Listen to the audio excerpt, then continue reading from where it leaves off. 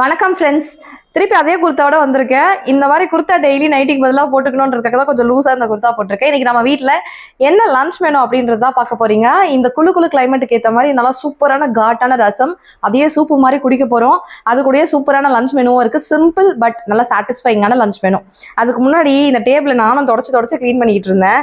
அது என்னன்னே தெரியலங்க. டைனிங் டேபிளாக இருக்கட்டும், டீ டேபிளாக இருக்கட்டும், இந்த மாதிரி ஏதாவது செஸ்ட் ஆஃப் ட்ராயர்ஸாக இருக்கட்டும், அதுக்கு மேலே லைனாக கொண்டு வந்து வச்சிடுறாங்க. இது வந்து ஜியோட பர்ஸு.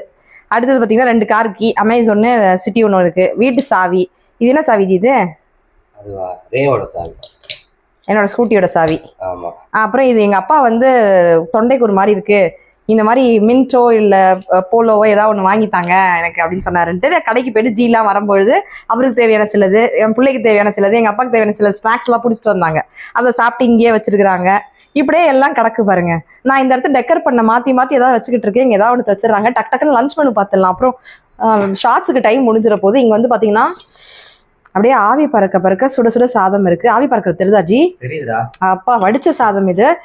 ரசப்பொடி அரைக்கிறது எப்படின்னு ஏற்கனவே நான் ஷார்ட்ஸ் போட்டிருக்கேன்னு நினைக்கிறேன். முடிஞ்சா நான் வந்து டேக் பண்றேன், செக் பண்ணி பாருங்க. அப்பா சூடாக அப்படியே சீல் ஆயிருக்கு.